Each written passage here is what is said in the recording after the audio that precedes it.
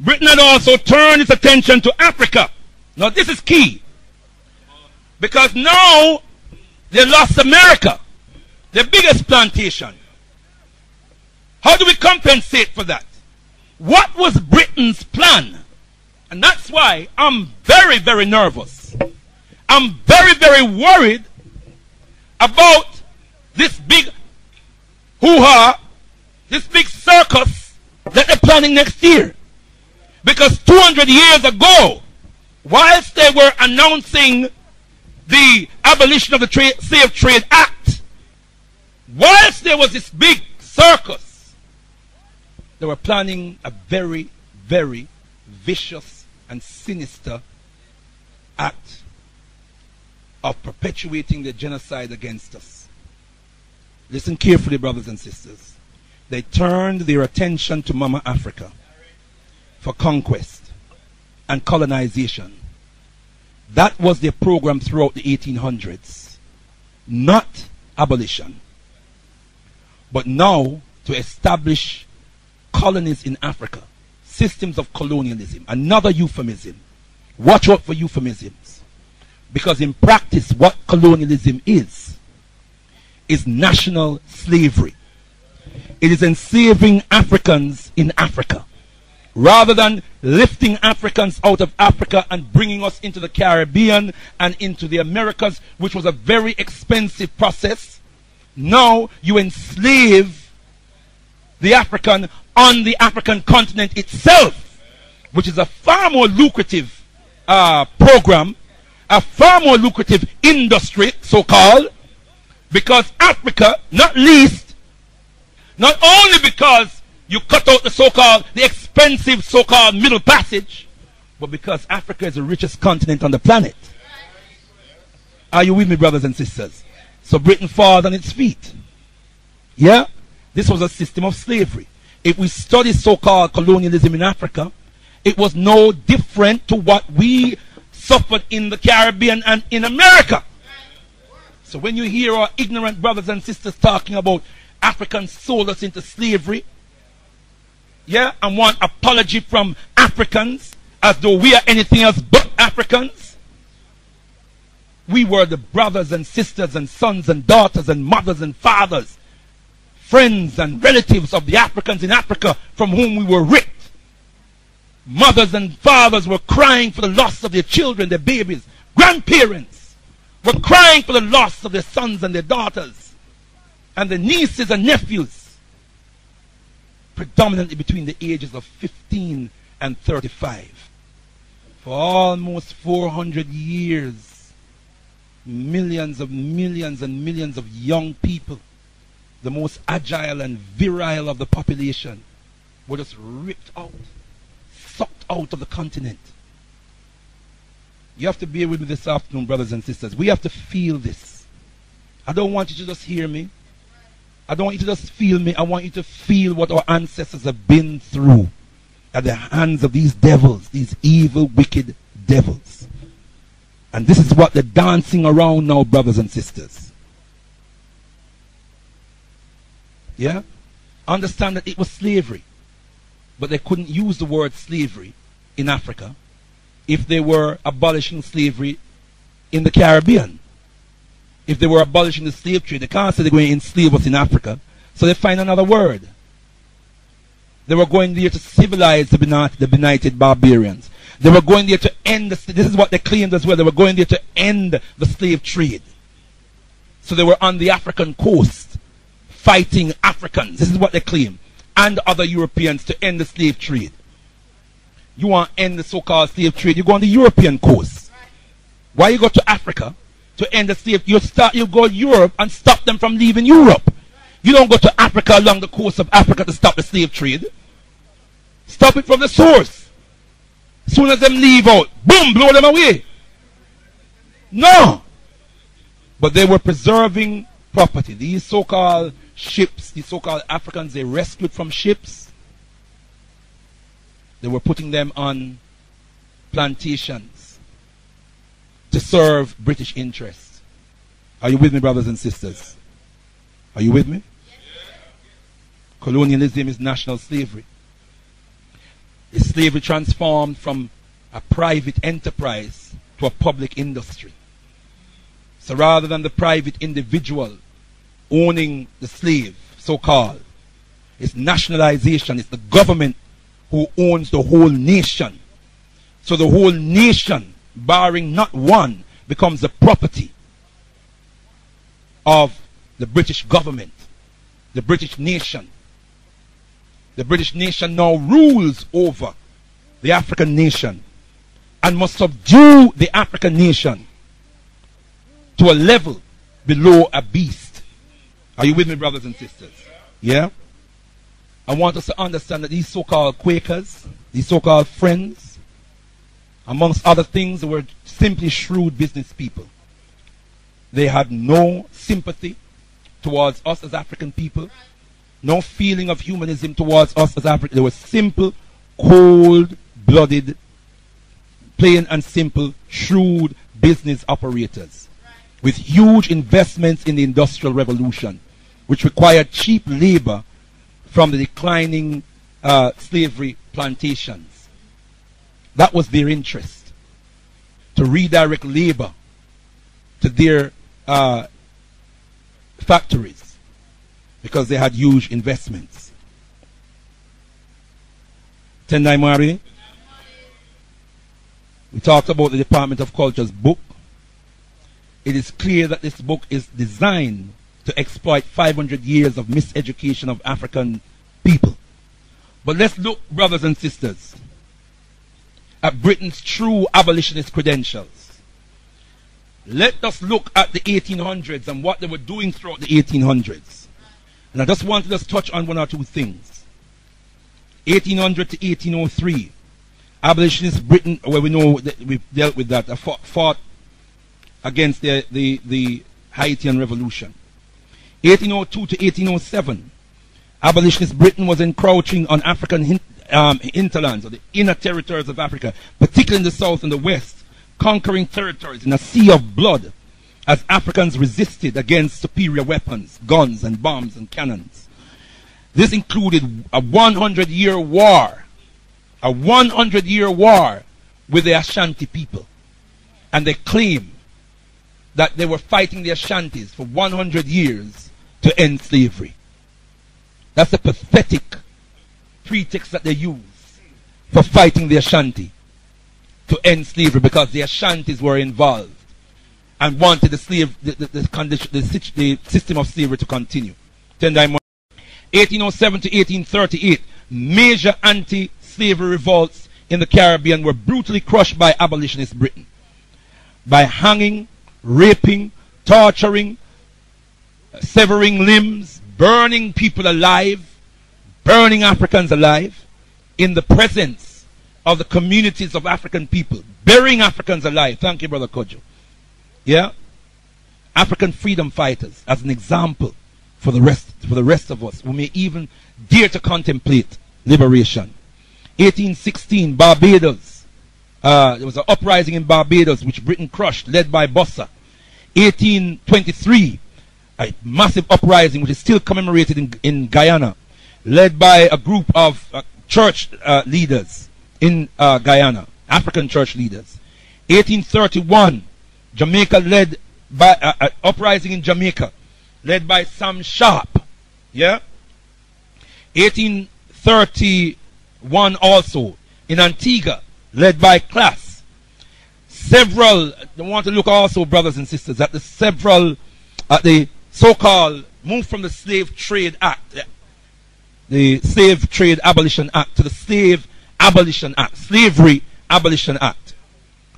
More lies and deception. 1833, August the 1st, acts passed in Parliament to take effect on the 1st of August 1834, the Act of Abolition. But after a period of forced apprenticeship, this period was to last until 1838. So we have to be apprentice, we have to serve an apprenticeship. That means stay in slavery. Yeah, even though slavery end, we must stay in slavery for another 4 or 5 years. What was this about? We must understand this as well. Enslavers, and this is further evidence of deception, enslavers were compensated by the British government for loss of property to the tune of £20 million. No compensation to us, the victims. The period of forced apprenticeship was a labor tax that Africans were forced to pay to compensate the British government for compensating the enslavers.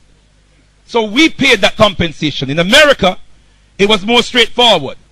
The enslaved African had to work and buy his way out of slavery and her way out of slavery. But with the British, as usual, it was even more deceitful. Yeah? You hear that, brothers and sisters? Yeah? Then they went into colonialism in the Caribbean after the 1838 abolition. So we understand what colonization means. Yeah? In addition to that, imported indentured labor from China and India were brought in to undermine the African demand for a fair day's pay for a fair day's work. So in order to maintain labor, which they were prepared to pay for, rather than paying Africans, they brought indentured laborers to do the work so that African labor would be undermined, so that Africans will settle for any kind of abuse in order to survive. And it's key for us to understand that under the system of colonialism, which was no different, please understand this, no different to the system of slavery, national enslavement as opposed to individual enslavement. That's what we're talking about. Yeah?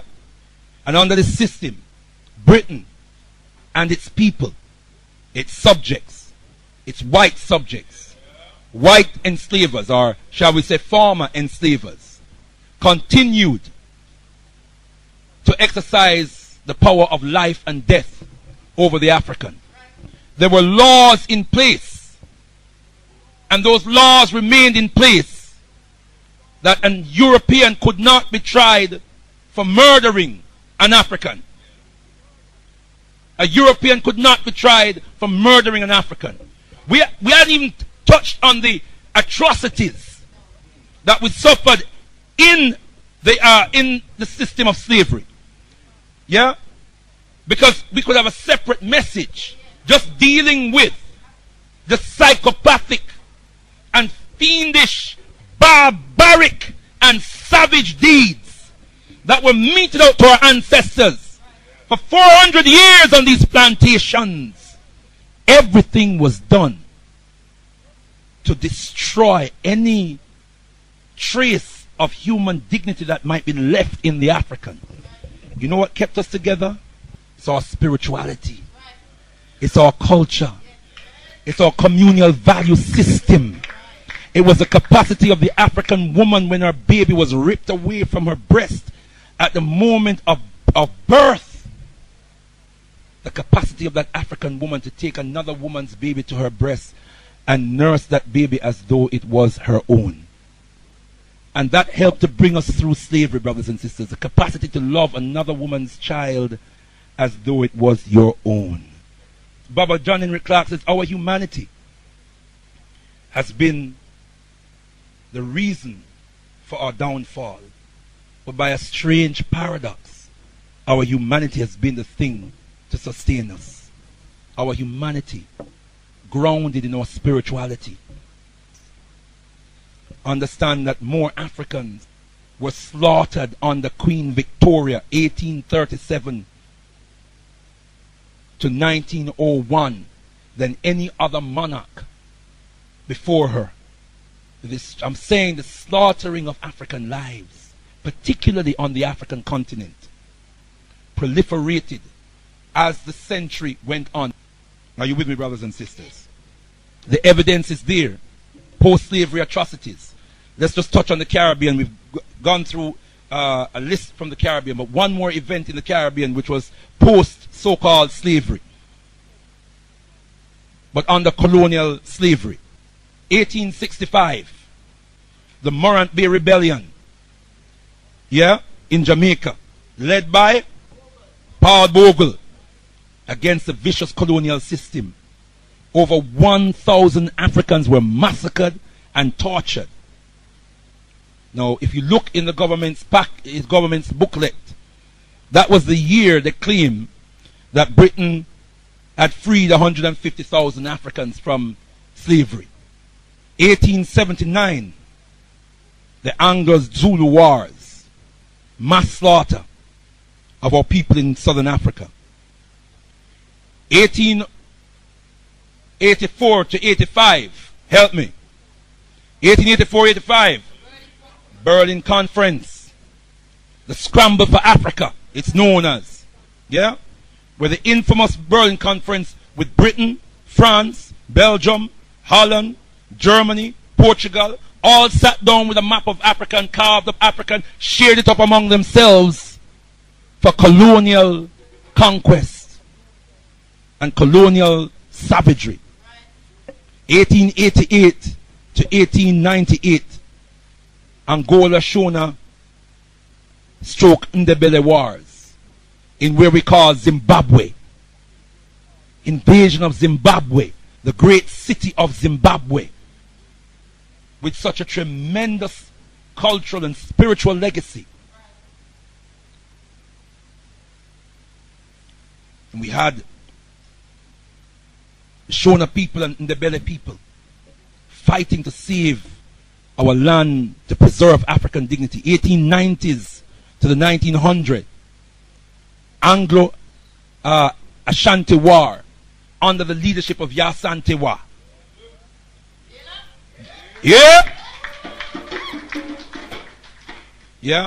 And we could hail King Lobengula, the Ndebele king, and Queen Mama Mbuyenehanda from the Zimbabwe kingdom. 1897, the invasion of Benin. This is abolitionist Britain now, going through, not abolishing. The only thing they were abolishing was African liberty, African lives, African kingdom, African civilization. That's what they were abolishing. African empires, that's what they were abolishing. African spirituality, that's what they were abolishing. African babies were being abolished, but not the viciousness. There was no abolition, brothers and sisters. That's a lie. I said that's a lie. A damn blasted lie. And anyone who peddled that lie is up. Is up? But why are you going to sleep? Is that what? A damn blasted liar. Invasion of Benin, the kingdom of Oyo, from which one of the nations was the Yoruba nation. Plunder, stealing of artifacts. 1860s to 1870s. Missionaries, officials making inroads into Buganda. That culminated in wars in the latter part of the century. 1881-82, Britain invades Kemet or Egypt. 1887, British encroachment into Kenya, igniting wars with the Kikuyu people and the Maasai people, the Kikuyu nation and the Maasai nation. And so they went on and on, conquering the African continent. Britain had the lion's share, Britain and France had the lion's share of the African continent. Since then, Britain has actively frustrated and sabotaged our every effort as a people to liberate ourselves and control our own destiny.